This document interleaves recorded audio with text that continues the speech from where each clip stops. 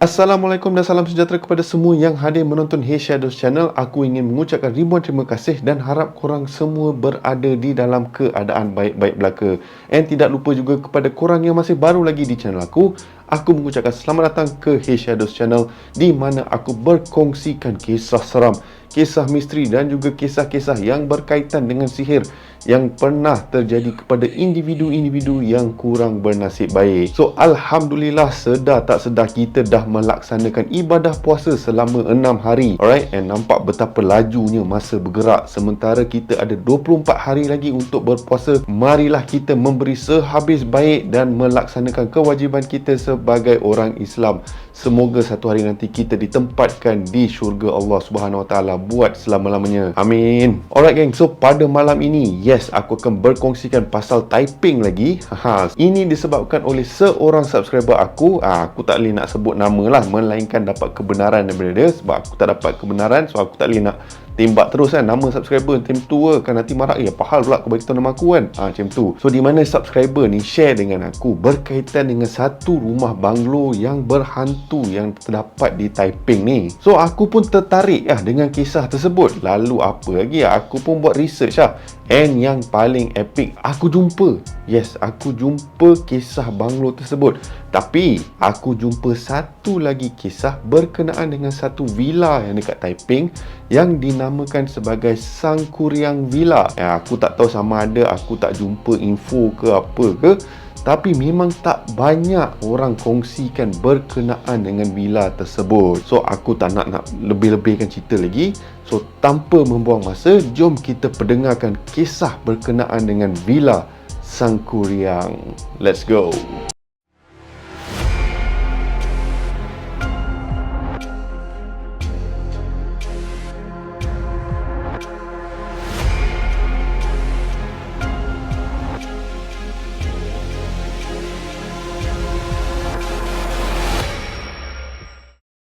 Alright geng, so Villa Sangkuriang ni, alright, berdasarkan atas carian aku lah kan, sebab aku cuba cari dekat internet semua apa. Bukan nak kata tak ada info, ada, tapi tak banyak berkenaan dengan Sangkuriang punya villa ni. Aku yang berasal daripada Taiping pun tak tahu wujudnya villa tersebut. And kebanyakan kisah yang aku jumpa dekat net ni, dia adalah sepihan-sepihan macam tu je. And malah even adalah satu posting kat Facebook ni yang aku jumpa, dia adalah gambar-gambar ada yang berkenaan dengan villa tersebut, tapi tak banyak detail ataupun tak banyak sejarah berkenaan dengan tempat tu. So lepas aku tanya lah orang-orang dekat Taiping lah apa semua, akhirnya berdasarkan pada deskripsi dan kawasan tersebut, memang boleh dikatakan inilah tempatnya. So Villa Sangkuriang ni terletak di Jalan Tameng Sari di antara All Saints Church Taiping dan markas batalion yang kedua Regimen 503, di mana melalui Google Earth ni yang korang tengah tengok sekarang ni, dipercayai di situlah terletak Villa Sangkuriang. So kalau ada di antara korang yang sedang menonton kisah ni yang berasal dari Taiping, kemungkinan korang mesti tahulah kot villa ni kan. Aku yang dari situ pun, macam aku cakap tadi, aku pun tak tahu wujudnya villa tersebut. So kalau diberi peluang, kalau aku balik Taiping ni, aku nak gerak ni, aku nak usah tengok. So aku akan buatlah video vlog apa, aku akan buat masukkan, korang pun dapat experience live moment aku berada dekat tempat tersebut. Tapi aku bukan buat paranormal ke apa kan, tak berani mat aku nak buat lagi level-level macam tu lagi.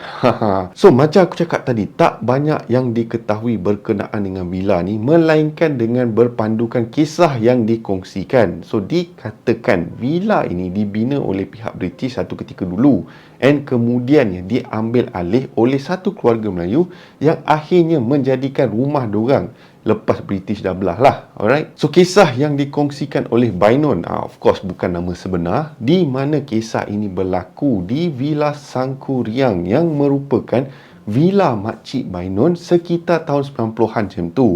And Makcik Bainon atau nama panggilannya Cik Kiah mempunyai seorang anak lelaki iaitu sepupu Bainon lah, yang dipercayai boleh nampak benda-benda aneh ni. So consider macam dia ni ada sixth sense lah macam tu. So dari kecil lagi sepupu si Bainon ni boleh nampak hantu, jin, apa semua benda lah masa tinggal dekat rumah tersebut.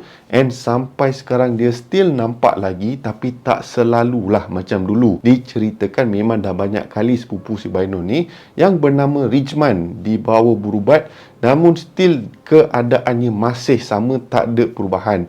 Okay, cuba macam aku cakap awal tadi lah, dia punya level dia cuma kurang sikit, dia kurang nampak berbanding time awal-awal, time dia kecil lagi. Memang ke mana dia pergi, dia akan nampak makhluk-makhluk tersebut. So, macam aku cakap tadi, rumah Makcik Bainon merupakan bekas peninggalan masa zaman British yang menduduki Taiping dulu. So, rumah atau banglo atau villa atau apa sekalipun yang dibina oleh pihak British, kalau korang nak tahu zaman dulu, nak tahu rumah tu dibina oleh British ke tak, dikatakan tingkat bawah dibina dengan batu dan tingkat atas dibina dengan kayu. And adalah tiang-tiang besar semua. Kira itu consider macam trademark mereka lah kan. Dan juga rumah si Cik Kiah ni di dekat belakang mempunyai satu pokok ketapang yang tinggi, and dahan dia mencecah ke bumbung rumah. Kenapa aku highlight pasal pokok ni? Nanti aku cerita kat hampa semua. Dikatakan suasana sekeliling villa tersebut sentiasa redup dan suram, dan dikatakan kalau korang duduk dekat area rumah tu, bila time azan maghrib atau azan subuh je, mesti korang akan dengar bunyi seolah-olah macam anjing menyalak sayup-sayup dekat sekitar rumah tersebut. Namun bila kau tengok dekat kawasan sekeliling, tak ada pun kelibat anjing dekat area situ. Tiba-tiba terasa seram pula dekat kampung aku ni. Pelik mat. Sejak start YouTube konten ni kan, barulah aku tahu kisah-kisah, bermacam-macam kisah yang ada dekat Taiping ni. So memang aku nak try lah cari sebanyak boleh kan. Plus bukan selalu kau dapat kisah-kisah, orang kata kisah-kisah tempatan. Dekat Google semua kau tak boleh cari. Dekat tempat situ kau kena tanya orang semua, dan orang akan adalah bermacam-macam kisah berkenaan dengan kawasan tersebut. Macam aku cakap tadi, dari kecil lagi sepupu si Bainon ni, Richman ni, boleh nampak dan siap berkawan dengan jin. Dia siap makan, minum dan bermain lah sekali dengan jin tu. Tapi yang bestnya, cuma dia sahaja yang nampak, tapi orang lain tak nampak. So pernahlah Bainon dan keluarganya suruh dia lakarkan gambaran jin tersebut. And rupa dia macam kartun dalam cerita Casper. Kalau korang tak tahu cerita Casper, ni Casper. Alright, memang kelakar lah dia punya bentuk dia. Tapi itulah apa yang dilakar. Mungkin lebih seram daripada tu, aku tak tahu, tapi rupa bentuk dia lebih kurang macam tu lah. So makcik si Bainon ni pada mulanya takut jugalah dengan keadaan anak dia ni. And then pernah sekali berlaku satu insiden di mana Cik Kiah ni sedang berada di halaman rumah sambil menjahit baju anaknya. Dan tiba-tiba Cik Kiah ni terdengar seolah-olah seperti anak dia sedang bercakap dengan seseorang dekat luar rumah, di mana terdapat satu buaian yang anak dia tengah bermain lah pada waktu itu. So perbualan yang didengar oleh Cik Kiah adalah Richman seperti seolah-olah bercakap, "Vader." Richman sedih lah, tertiba Vader mat. So dia tiba-tiba terdengar, Cik Kiah ni terdengar balasan daripada Vader ni, "Kenapa kamu sedih wahai Richman?" kata si Vader. So Richman pun jawab lah, "Yelah, satu keluarga Richman selalu ingat Richman tak betul sebab cakap sorang-sorang, main sorang-sorang, padahal Richman bermain dengan Vader." Lalu Vader pun membalas, "Richman, tak semua orang boleh terima persahabatan kita. Mungkin ada Man. Lalu si Richman yang sedang duduk dekat buaian tu pandanglah ke arah mak dia. Rupa-rupanya si Cik Kiah ni dah panggil si Richman ni. So lalu si Mak Kiah ni pun cakap, "Man, masuklah, dah lewat, dah nak senja dah ni. Dengan siapa hang sembang tu?" So Richman pun balas, "Kawan Man lah mak." And then si Richman ni nak pandang ke arah kawan dia. Tiba-tiba kawan dia dah hilang lah, tak ada dah. And then Cik Kiah pun cakap, dah cepat-cepat masuk, pergi mandi." Selepas dah dengar teguran dari ibu si Richman ni, Richman pun masuklah ke dalam rumah sambil berkata dekat Cik Kiah ni, Mak tak nampak ke kawan Man yang sedang sembang dengan Man tadi. Elok mak panggil dia lari, mak takutkan dia lah. Lalu Cik Kiah pun mula lah naik suara kan. Man oi, mana ada orang dekat luar tu? Kau seorang je yang duduk atas buaian tu. Namun Richman tetap dengan pendiriannya yang katanya ada orang dekat situ. Lalu Cik Kia pun cakap, sebelum aku hambat hang dengan penyapu ke apa ke, baik hampir mandi sekarang. Hampir mandi. So Richman pun malas nak cerita banyak. Dia pun pergilah mandi. And dikatakan semasa Richman sedang mandi, di celah-celah tingkap di dalam tandas tersebut, Richman ternampak seolah-olah ada tangan yang berbulu lebat tengah lambai dekat dia. And pada awalnya si Richman ni macam tak percayalah dengan apa yang dia nampak. And bila dia pandang balik ke benda tu dah tak ada dah kat situ. So kemungkinan besar, si Richman ni ternampak hantu raya, atau kot-kot sememangnya ada mawas lah dekat area situ, nampak beruk ke apa ke yang tengah lambai kat dia. And beruk tu pun cepat-cepat lari lah, bergayut ke pokok ke apa kan. So mungkin tak tahulah sama ada betul-betul dia nampak hantu ataupun beruk yang berada dekat kawasan tersebut. So pernah terjadi satu masa ni di mana Bainon bersama dengan keluarganya tidur dekat rumah Richman, kira rumah makcik si Bainon ni lah, bersama dengan keluarga, salah satu keluarga pakcik Bainon ni. Yang lain pun datang juga bermalam dekat rumah tersebut. And nak dijadikan cerita, petang tu hujan renyai-renyai.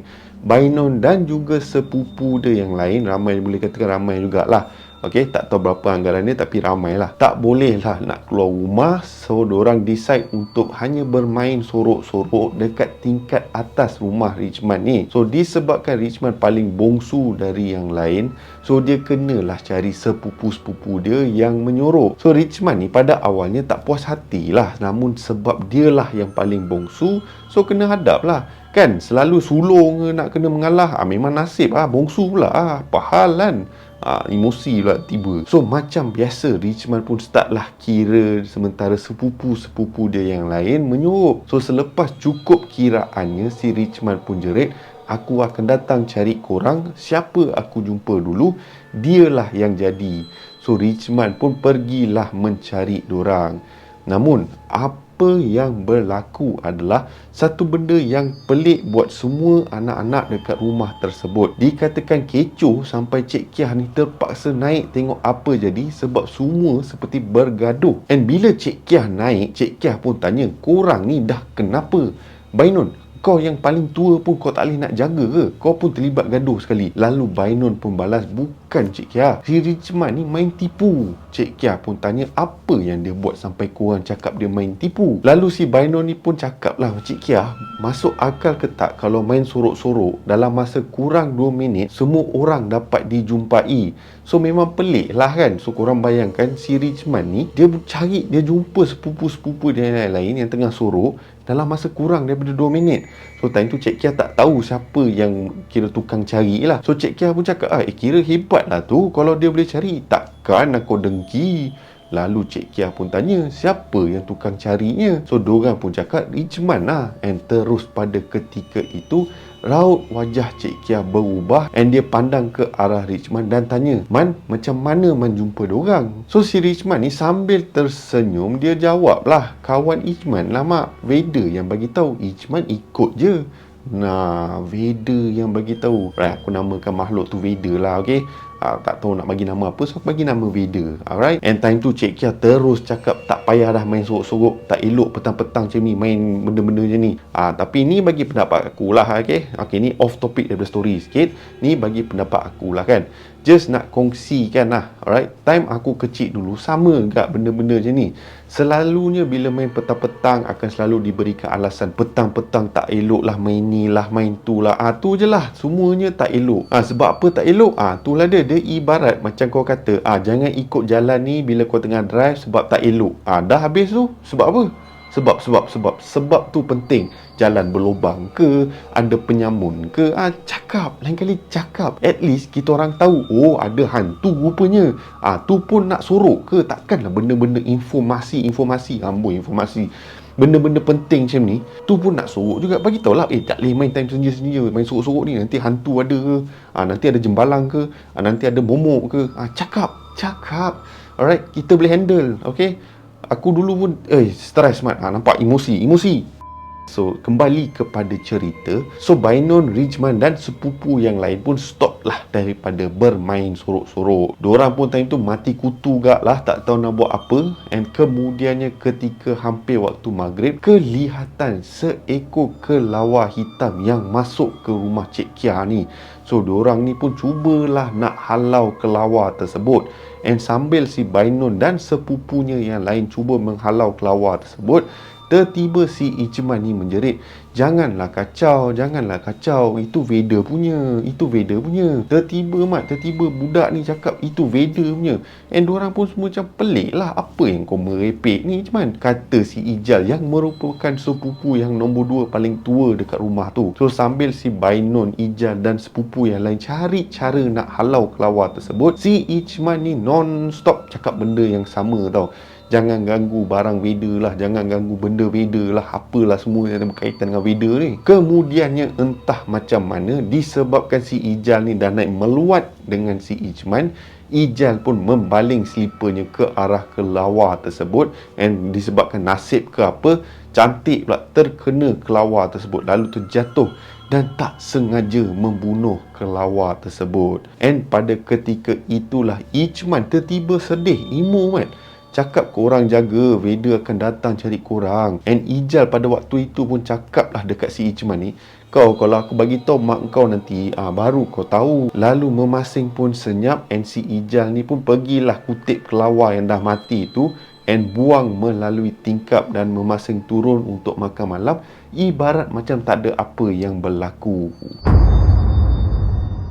Malam pun tiba selepas semua aktiviti dah selesai, dah makan, dah beristirahat, dah semualah bergurau senda dengan ahli-ahli keluarga yang lain. Memasing dihantar ke tingkat atas, especially yang anak-anak ni lah, yang anak-anak kecil semua, di tingkat atas untuk tidur. So dulu ni bila semua sepupu berkumpul, selalunya akan tidur di satu kawasan yang luas dekat luar halaman ke apa, dalam rumah tu bersama-sama lah, together. So macam lelaki dia ada satu grup dia, dan perempuan ada satu grup dia. So pada malam itu, apa yang disangkakan seperti malam-malam biasa, tertiba si Ichman ni terduduk di tepi seolah-olah ketakutan. So si Ijal ni pun tanyalah kepada Ichman, kau tu dah kenapa? Tidurlah, dah lewat kan? Kang mak kau naik marah kita orang pasal kau satu hal pula. So Ichman ni pun berhimpit lah dengan sepupu dia yang lain, di mana Ichman belah kiri dia tak ada sesiapa lah. So kira dia tidur belah-belah hujung lah. So Ichman ni lagilah naik seram and minta lah nak tidur di kawasan tengah. Lalu sepupu dia yang lain pun cakap, tidurlah. Lalu si Ichman ni terpaksalah akur dan layannya lah tetamu-tetamu yang ada dekat rumah tersebut. So lepas semua dah tidur,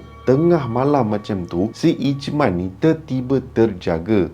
And pada masa itu suasana gelap dan Ichman rasa seperti ada orang yang mendengus kat sebelah dia, belah kiri dia, dari tepi yang dimana tak ada orang tu. And bila dia buka mata dia, dia nampak sepasang mata yang merah terjenggil tengah pandang dia macam orang yang tengah marah. Si Ichman terus menjerit dan kesemua sepupu-sepupu dia yang lain terkejutlah. So si Bainon ni pun bangun and buka lampu and memasing pandanglah sesama sendiri, tertanya-tanya apa sebenarnya yang dah terjadi. Lalu salah seorang daripada sepupu si Bainon ni cakaplah, ni si Ichman ni tiba-tiba menjerit, entah kenapa lah kan. So memasing macam kecoh lah time tu, marah si Ichman ni. Lalu si Bainon cuba menenangkan situasi. And tengah si Bainon ni cuba menenangkan semua orang time tu yang tiba-tiba semua tengah emo ni, dan si Ijal ni macam mengadu terasa pedih di badan. And bila cek di bahagian belakang si Ijal ni, ternampak seolah-olah dicakar oleh sesuatu, seperti binatang yang cakar dia. Dan tertiba pula Ichman ni cakap, itu bukan binatang tu, Vader yang cakar. Ichman nampak, Ichman cuba halang sebab Ijal dah bunuh pet kelawar Vader. Tiba pet kelawar, And time tu Ijal dah naik angin dah. And Ijal terus pegang collar baju si Ijman ni and macam bagi tahu si Ijman, apa yang kau cakap ni? Dan tiba-tiba kedengaran seperti ada orang yang buka pintu di bilik bawah dan bunyi seolah-olah seperti ke arah tingkat atas. Lalu Bainon pun cepat-cepat bagi tahu semua orang tidur, diam and tutup lampu. And rupa-rupanya yang naik adalah Makcik Kiah. Alright, and Makcik Kiah cakap, korang ni apa hal bising-bising ni? Ingat aku tak dengar ke? And lepas tu nak pura-pura pula. Ijman, kalau kau tak behave, kau turun bilik mak. Semua senyap pada waktu itu. Lalu Makcik Kiah pun turun semula. Lepas dah kedengaran bunyi pintu bilik Cik Kiah tutup, diorang pun start bangun balik dalam keadaan yang perlahan, tak nak kejutkan sesiapa. And Ijal yang still tak puas hati dengan Ijman, Bainon pun cubalah menenangkan mereka. Tengah mereka duk rancak bergaduh semua benda tu, tiba-tiba Ijal berhenti dan pandang keluar tingkap. And semua berasa hairan dan pandang si Ijal yang tanya, weh, kau okey ke tak? Lalu si Ijal balas, korang tengok dekat luar tu. And semua sepupu-sepupu si Bainon ni semua pandanglah keluar, and time tu lah diorang nampak satu kelibat makhluk yang berbulu lebat, bermata merah, sedang berdiri dekat pokok ketapang yang besar tu sambil memerhatikan mereka. Lalu mereka time tu dah tak fikir apa, semua menjerit, macam menjerit serentak tau. And lalu berlarilah ke semua ibu bapa masing-masing time tu, and diorang pun menceritakan ada lembaga dekat pokok ketapang tersebut. And bila mak bapak diorang ni usah, tak nampak apa-apa kelibat pun. Lalu ke semua ibu bapa cuba menenangkan anak-anak mereka, namun Cik Kiah perhatikan si Ijman yang hanya berdiri terdiam dekat tepi seperti tiada apa yang berlaku. So selepas insiden tersebut, Ijman dibawa berubat kerana risau akan benda-benda yang mungkin berdamping dengan dia. So selepas dah berubat semua tu, keadaan Ijman ni boleh dikatakan berubah sikit lah. Tapi Ijman still boleh nampak kelibat-kelibat, tapi bukan macam dulu lah, jenis yang selalu nampak. And mengikut kisah yang dikongsikan oleh si Bainon ni, si Ijman ni dulunya dalam umur 4 ke 5 tahun macam tu, selalunya menangis bila tengah malam. And selalunya, especially tepat jam 12 macam tu, Ijman akan menangis macam ketakutan dan seolah-olah nampak sesuatu. And adalah beberapa kali ustaz dipanggil untuk pulih atau rukyah tempat tersebut, namun still tak berjaya. Dan dikatakan di atas bumbung rumah Cik Kiah ni ada pontianak yang bergayut, dan ramai yang sesiapa yang lalu kawasan tersebut kadang-kadang akan terserempak dengan pontianak. Malah makhluk yang berbulu tu pun ada dekat situ. So in the end, dikatakan keluarga Cik Kiah ni pun pindah dari villa tersebut. And villa tersebut lepas insiden tu dah terbiar macam tu je. And kalau korang tengok gambar rumah tu sekarang, no, korang pun risau weh. And inilah antara gambar-gambar villa Sangkuriang tersebut.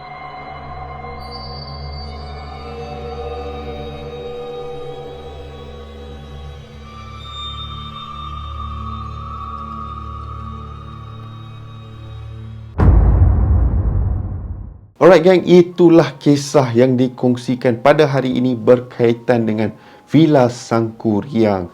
So kisah ni apa yang aku cakapkan, anggaplah ia sebagai satu hiburan semata-mata, dan janganlah terlalu taksub dan cuba pergi ke tempat tu seorang diri atau berkumpulan ke apa, ke nak buat paranormal ke apa, sebab ialah kita tak tahu bahaya apa yang ada dekat tempat tersebut. And bukan hantu je, and kalau korang tengok keadaan rumah tu pun dah usang, and kan nanti korang pergi sorang-sorang ke apa, kalau rumah tu tak stabil, roboh satu hal pula. Alright, so bagi aku ialah satu kisah yang agak menarik, sebab aku tak pernah tahu pun pasal villa ni, dan aku harap korang pun sama jugalah. Tapi kalau katakan adalah di antara subscriber aku yang berasal daripada Taipei juga, yang tahu berkenaan dengan villa tersebut, mungkin korang boleh kongsikan pendapat korang dekat ruangan komen, ataupun korang ada pengalaman sendiri ke, ataupun kisah-kisah orang kata, kisah-kisah tempatan lah, yang mana tahu pasal, lebih mendalam pasal Villa Sangkuriang ni. So at least, yalah, macam aku cakap kisah ni pun aku tak boleh nak cerita terlalu mendalam. Tak ada, bukan nak kata tak ada, dia punya sejarah dia aku tak berapa nak jelas berkenaan dengan kisah Villa Sangkuriang ni, sebab tak banyak info yang diberikan. Aku hanya gunakan info yang ada dekat sini sana and berdasarkan apa yang orang bagi tahu aku lah. Itu je info yang aku ada. So kalau lagi banyak di antara korang yang mana berasal dari Taiping ataupun bukan Taiping tapi tahu pasal villa ni, macam aku cakap tadi, korang boleh kongsikan di ruangan komen di bawah. Okay gang, so sekiranya korang suka dengan konten aku pada hari ini, korang boleh tekan butang like yang ada di bawah. And kepada korang yang masih belum subscribe ke channel aku, korang boleh tekan butang subscribe, diikuti dengan bell notification supaya mana-mana video aku yang aku uploadkan, korang akan diberitahu terlebih awal. So seperti biasa, nama aku Shadows and by the orders of the Shadows, selamat berpuasa, selamat bersahur, stay safe, stay healthy. Sehingga kita berjumpa lagi di konten yang akan datang. Assalamualaikum. Bye-bye.